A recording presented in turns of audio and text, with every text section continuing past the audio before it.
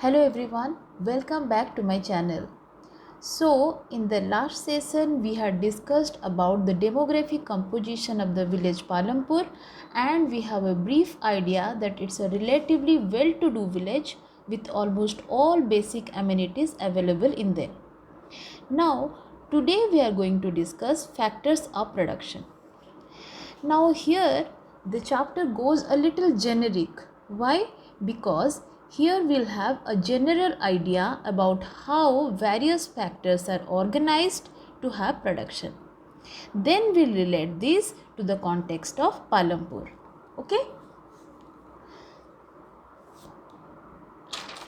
So, first let us understand what is the aim of production. What do we mean by production? Now, production is nothing but the organized activity of transforming resources into finished products. So, what do we produce then? We produce the goods, which means things, and services, which means, okay, what do you mean by services? When we go to schools and colleges to get education, it's a service. We go to the hospital to get treated by the doctors and nurses, it is a service. We visit a salon to have a haircut, it is also a service.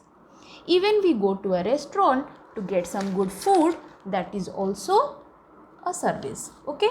So, when we transform resources into finished products in an organized manner, it is called production. And the final products have some utility or use value to us. Like there is cotton, it is not useful to us, right?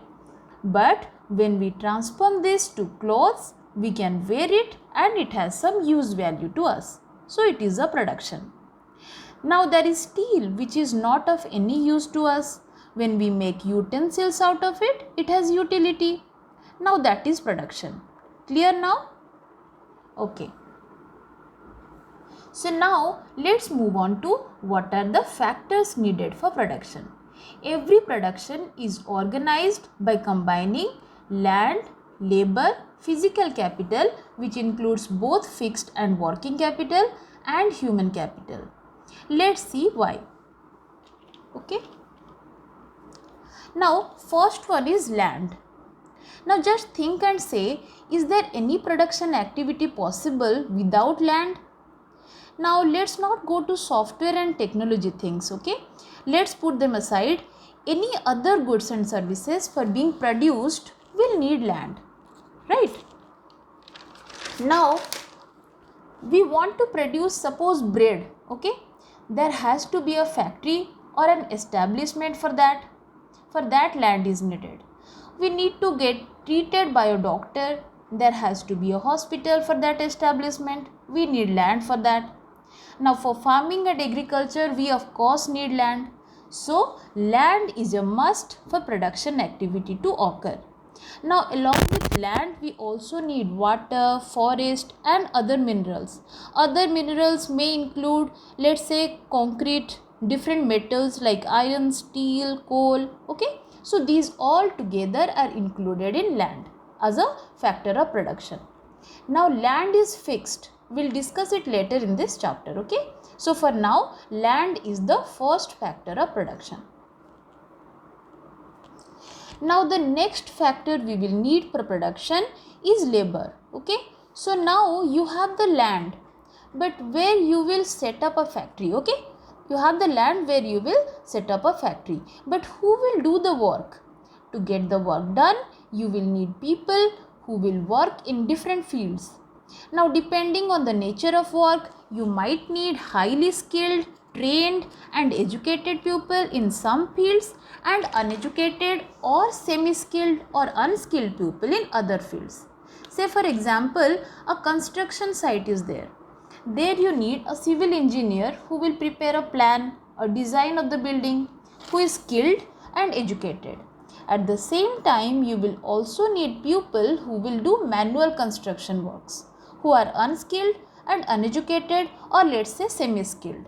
So some nature of work demands more educated people, like let's say you have a software company. There you will need more of skilled and educated people. You have a factory, you need to have a chartered accountant, a CEO, who are highly skilled, and you will also need workers to do your physical work who are not so skilled. Understood? So labor who are skilled or unskilled constitutes the second factor of production. Okay. Now let's move on to the next factor, which is physical capital. Okay. So now you have the land with you and the labor who will work for you. But is that all you need for your production activity? Now continuing with our example of that bread factory, what will you need beyond land and labor? You will need a building, an establishment to install your machines, your tools, right? Now that building, machine and tools are your physical capital. And these are fixed capital. Why? Because you can use these over several years. Like, will you throw your machine after making the first batch of bread? No, right? You don't demolish a factory after using it for a week or two, or let's say for a month.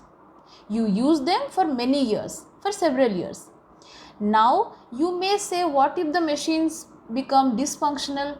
Now that is exceptional case. But generally these investments in building, tools and machinery are like one-time investments or say long-term investments. Okay? So these are called fixed capital, as these are used over a long period of time or for a long term. But only machines and buildings are not enough, right? You will need raw materials, money or cash in hand on a regular basis. Continuing with our same example of bread factory, okay? You will need, what will you need? You will need flour, you will need sugar, edible oil and many more other raw materials to make bread, right? Only machines and factory are not enough. And to buy these raw materials, what will you need? You will need money or cash in hand. And this you will need on almost regular basis, maybe monthly or maybe weekly or even daily basis, depending on how much you are producing. Then the labor that you have hired will not work for you for free, right? Or will they work for free? No, you will pay them wages or say salaries. The money you need for this will be your working capital. Now beyond this, there are many other expenses like your electricity bill and other bills which you need to pay on almost regular basis. So these are also your working capital. Understood? Now these both fixed and working capital, fixed capital which is used for long period of time and are long term, and working capital which are used on a regular basis, so these are short term expenses. Put together, both these fixed and working capital, both these are together called as your physical capital. Okay. Now next is your human capital. Okay, now you have with you land, labor and your fixed and working capital. But whose brains, whose knowledge will be used to put together all of these so that the sales or revenue or profit is maximized? Now that person or that group of people who is competent enough and has enough knowledge to put together all these factors, who is ready to take the risk, is the entrepreneur or say your enterprise, or that is your human capital. Okay, he might be the managing director or the CEO or the board of director or someone with a specific set of knowledge, ability and creativity to put together all the factors of production to produce the desired output and maximize the profit or maximize the production.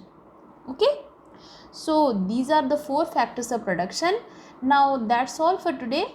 Next class we'll see how Palampur organizes its factors of production in its economic activities, which is farming. Okay. Now I hope this session was helpful. If you have any doubts, please leave a comment in the comment section. I'll get back to you. See you in the next session. Till then, keep learning, keep growing. Bye bye.